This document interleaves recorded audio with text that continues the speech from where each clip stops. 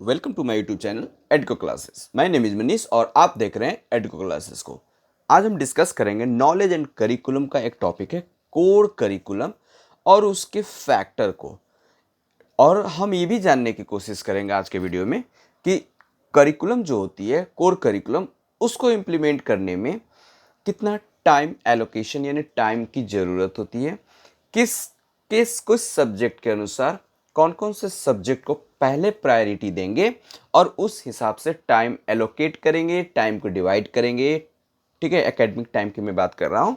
और साथ ही साथ कौन कौन सा फैक्टर है जो कोर करिकुलम को इम्प्लीमेंट करने में इंपॉर्टेंट रोल प्ले करता है। जी हाँ दोस्तों, आज इन सारे टॉपिक को डिस्कस करने वाले हैं। बने रहे मेरे साथ। अगर आप मेरे चैनल पर नए हैं तो वीडियो को सब्सक्राइब कर लीजिए, चैनल को सब्सक्राइब कर लीजिए और बेल आइकन को प्रेस कर लीजिए ताकि हमारा वीडियो का हर नोटिफिकेशन आपको सबसे पहले मिले और आपका प्रिपरेशन और भी अच्छी डायरेक्शन में हो। दोस्तों, अगर वीडियो पसंद आए तो ज़्यादा से ज़्यादा लोगों के साथ शेयर करें ताकि शेयरिंग इज केयरिंग। दोस्तों, तो अगर इसका पीडीएफ चाहिए तो मैं आपको डिस्क्रिप्शन बॉक्स में इसका लिंक दे दूंगा, आप इसका पीडीएफ जाकर वहाँ से डाउनलोड कर सकते हैं। दोस्तों, नॉलेज एंड करिकुलम से रिलेटेड तमाम जो बीएड से रिलेटेड कोर्सेज है या नॉलेज एंड करिकुलम से रिलेटेड जितने भी टॉपिक्स हैं पढ़ना है आपको यूनिवर्सिटी में, सारा मैंने प्लेलिस्ट बना कर रखा है।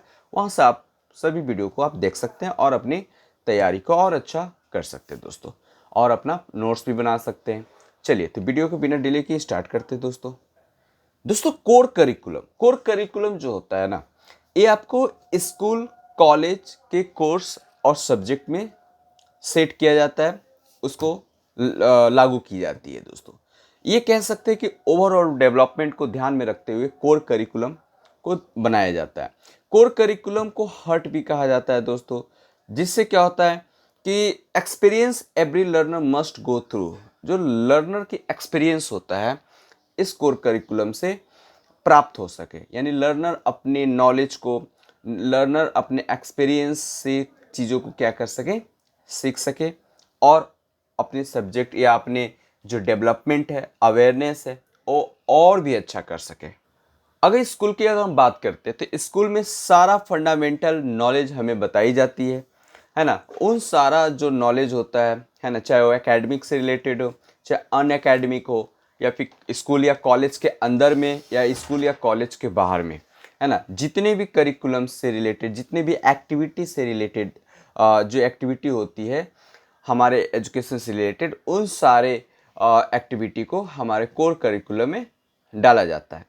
तो इसमें ये चीज़ आप जान लीजिए कि एकेडमिक और नॉन एकेडमिक दोनों को मिलाकर कोर करिकुलम बनाई जाती है। इसमें इम्पॉर्टेंट सब्जेक्ट भी हमारा जो मेन सब्जेक्ट हम लोग डालते हैं, उसके बाद जो ऑप्शनल सब्जेक्ट्स होता है जैसे कि म्यूजिक्स, आर्ट्स, ड्राइंग, गेम, इस प्रकार के चीज़ों को हम लोग कोर करिकुलम में डालते हैं। कोर करिकुलम जो डिजाइन करने का जो तरीका है, या कह सकते हैं कि कोर करिकुलम किस चीज़ को ध्यान में रखकर तैयार किया जाता है, तो कोर करिकुलम बच्चों को सेंटर में रखकर तैयार किया जाता है। और ये डिसिप्लिन बेस्ड कंटेंट मतलब इसमें डाला जाता है, और use of representative topic, inductive teaching and analytical learning activity को इसमें इंक्लूड की जाती है। तो मैंने आपको बताया कि मेन सब्जेक्ट के साथ साथ इसमें साइंस, एसएसटी, म्यूजिक, आर्ट्स, इस टाइप का जितने भी ओवरऑल हमारा जो मेन सब्जेक्ट हो गया, और साथ ही साथ जो ऑप्शनल सब्जेक्ट हो गया, जो गेमिंग सब्जेक्ट हो गया, जो एक्टिविटी सब्जेक्ट हो गया, उन सारे को इसमें इंक्लूड किया जाता है। अब हम जानेंगे क्या कि कोर करिकुलम का एडवांटेज क्या क्या है ना, क्या इसकी इम्पोर्टेंसी पढ़ने के बाद, कोर करिकुलम बनाने के बाद मतलब उसकी क्या क्या बेनिफिट होगा और उसके एडवांटेज क्या है, इसको देख लेते हैं। तो कोर करिकुलम जो होता है, ये gives emphasise on the personal and social need and interest of the student, यानी बच्चों में हमें जो पर्सनल जो बच्चे का नीड्स होता है, या फिर कह सकते हैं सोशल नीड्स होता है, या सोसाइटी के प्रति बच्चों में एक इंटरेस्ट क्रिएट होता है। ये पहला एडवांटेज हो गया। बच्चों को प्रॉब्लम सॉल्विंग टेक्निक सिखाई जाती है कोर करिकुलम में, है ना। इनकरेज किया जाता है प्रॉब्लम सॉल्विंग टेक्निक को सिखाने के लिए। अपनी प्रॉब्लम को कैसे सॉर्ट आउट करोगे, इस तरह के चीज़ें से रूबरू कराई जाती है और उन्हें इन सारे चीज़ों को नॉलेज दी जाती है ना।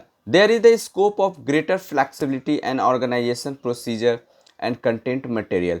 इसमें अगर हम बात करें दोस्तों, तो इसमें कंटेंट मटेरियल का यूज किया जाता है। और जो कंटेंट मटेरियल यूज की जाती है दोस्तों, वो फ्लेक्सिबल होती है ना, ज़्यादा स्ट्रिक्ट नहीं होती है।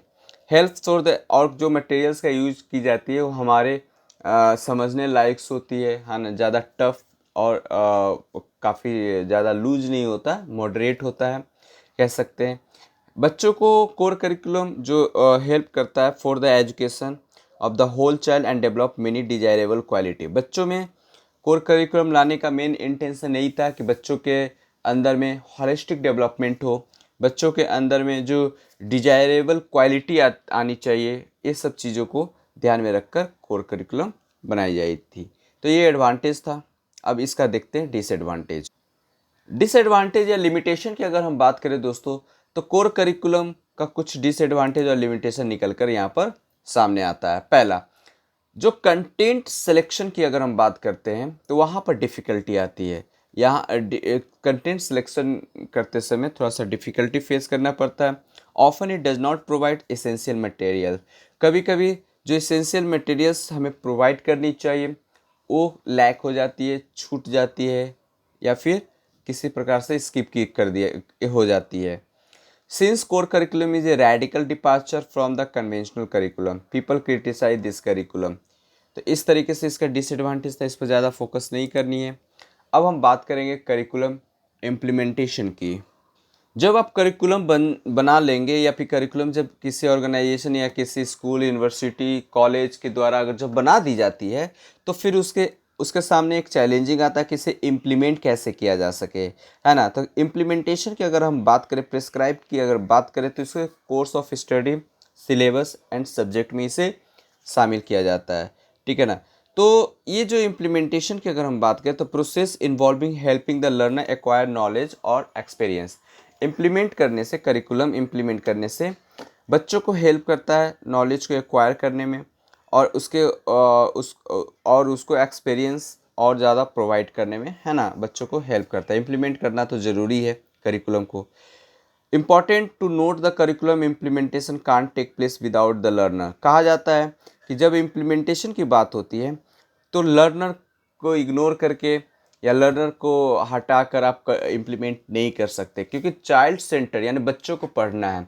तो यहाँ पर बाकी जो मटेरियल्स होता है वो लाइटली इम्पॉर्टेंट्स होते हैं, लेकिन जो सबसे ज़्यादा अगर डेप्थ इम्पॉर्टेंस की अगर हम बात करें तो वो होता है आपका चाइल्ड, लर्नर। तो लर्नर को ध्यान में रखकर करिकुलम को इम्प्लीमेंट करना है, और लर्नर किस तरह से इम्पॉर्टेंट रोल प्ले करता है इसको भी आगे हम लोग देखते हैं। तो लर्नर जो होता है इम्पॉर्टेंट या सेंट्रल फिगर होता है करिकुलम इम्प्लीमेंटेशन का। तो ये पॉइंट काफ़ी इंपॉर्टेंट है कि लर्नर जो होती है सेंट्रल फिगर्स होती है करिकुलम इम्प्लीमेंटेशन का। अब यहाँ पर हम देखेंगे कि कौन कौन सा फैक्टर है जो करिकुलम इम्प्लीमेंटेशन में इम्पॉर्टेंट रोल प्ले करता है। तो पहला जो हो गया टीचर्स, एज अ फैसिलिटेटर का काम करता है, या फिर कह सकते हैं कि करिकुलम चेक भी करते हैं। देखते हैं आगे।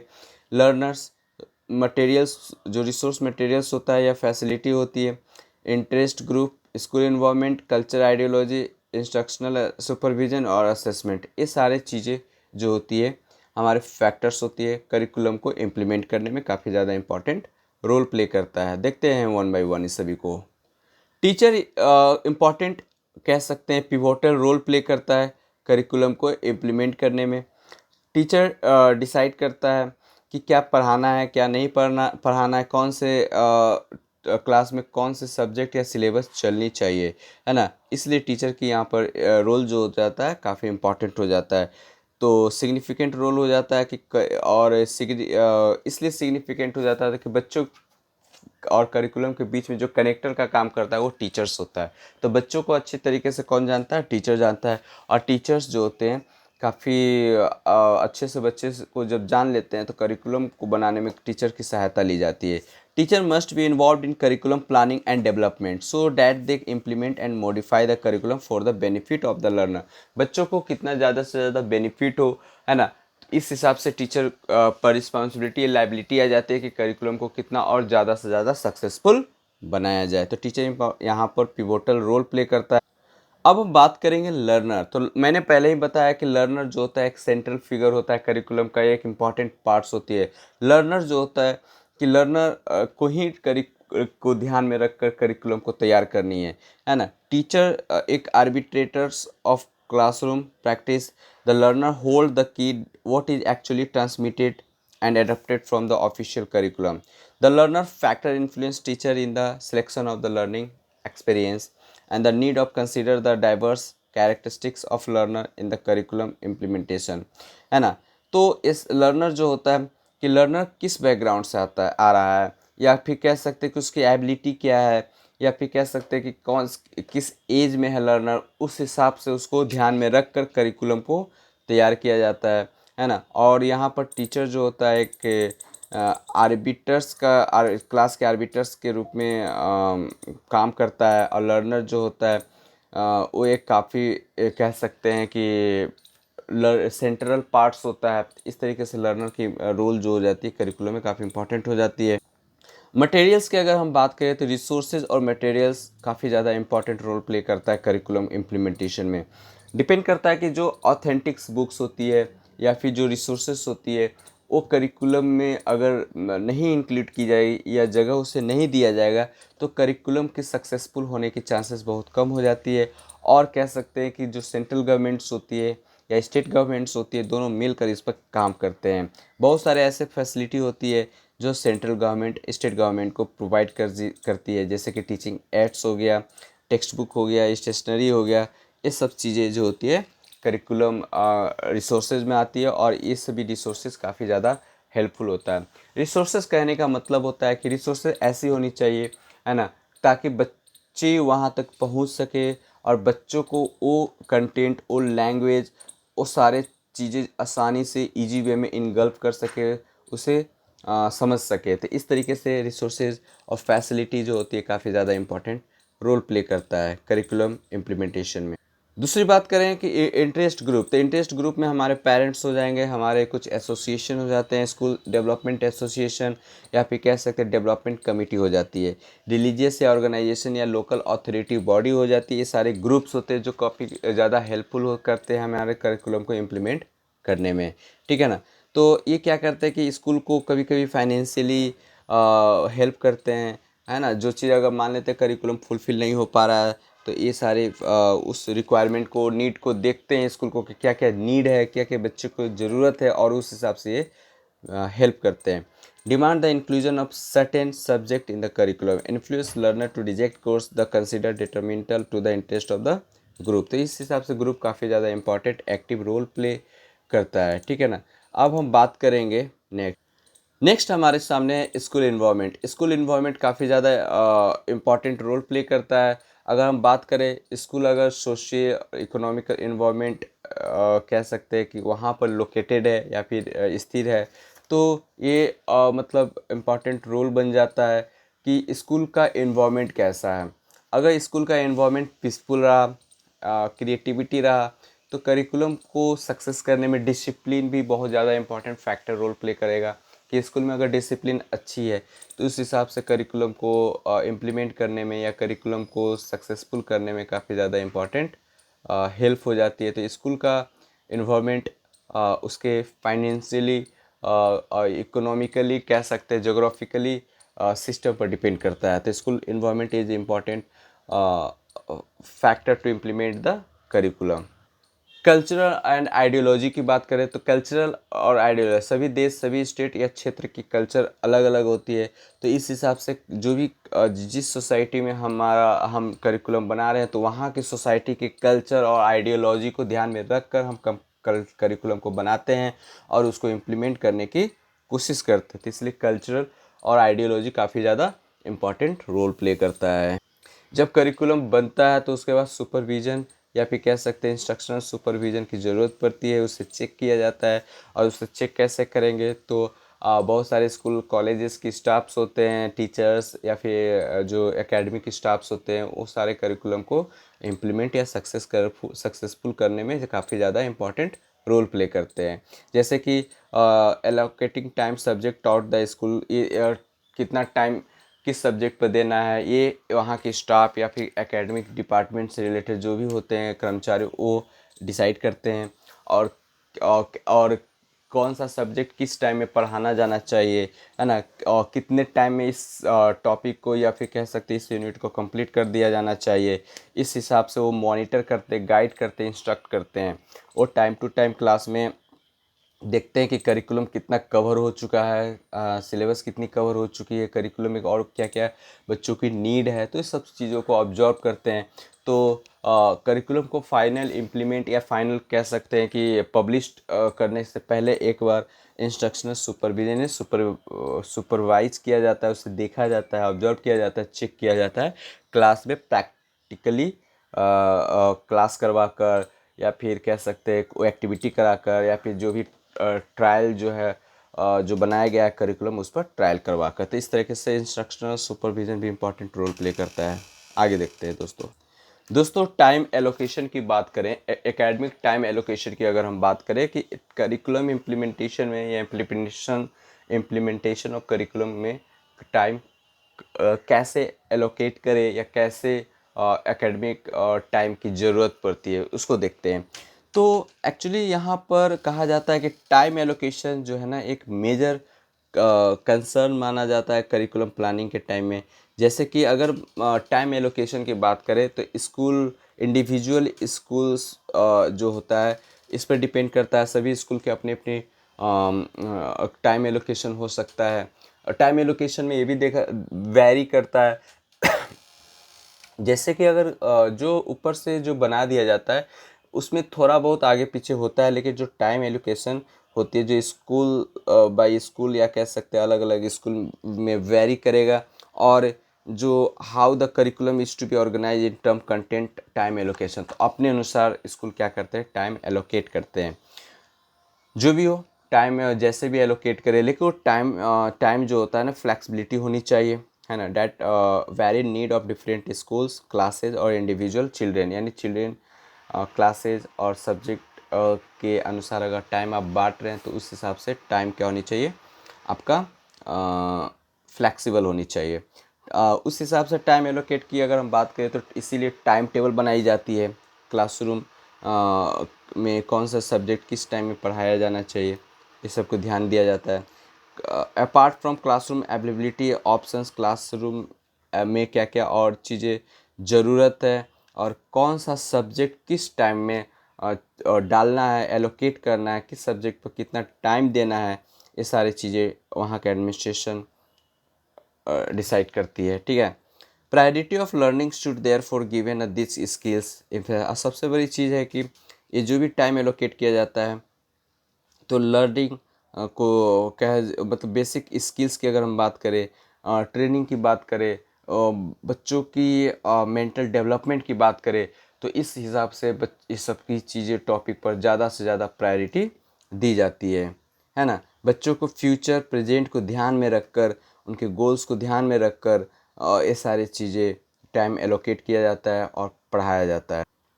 टाइम टेबल जो होता है अगर सही से बनाया जाए कि लीजर के पहले उस सब्जेक्ट को रखो आप जो काफ़ी डिफ़िकल्ट होता है, बच्चों को समझने में प्रॉब्लम्स होता है, लीजर के बाद जो है वैसे सब्जेक्ट को रखिए जो इजी वे होता है और थोड़ा सा समझने में ज़्यादा इंटरेस्टिंग होती है। तो इस हिसाब से जो टाइम टेबल बनाई जाएगी तो बच्चों को फैसिनेट करेगा, बच्चों को अट्रैक्टिव करेगा और बच्चों के बीच में इंटरेस्ट डेवलप करने में हेल्प करेगा। तो जो एकेडमिक की जो बेसिक फंक्शन होती तो उसमें टाइम काफ़ी ज़्यादा इम्पॉर्टेंट रोल प्ले करता है बच्चों की कैपेसिटी को डेवलप करने में, है ना। Respond appropriately sensory and social experience regardless of their ages and ability. तो ये भी ध्यान रखा जाता है कि बच्चे की एज क्या हो रहा है, बच्चे किस क्लास में हैं, उस हिसाब से उनको उस टाइप का टाइम एलोकेट किया जाता है करिकुलम में, है ना। बच्चों में जो अंडरस्टैंडिंग या एस्थेटिक कह सकते हैं क्रिएटिव एक्सपीरियंस की अगर हम बात करें, ये सब चीज़ों को इंक्लूड करनी है विच में integrated any part of the curriculum.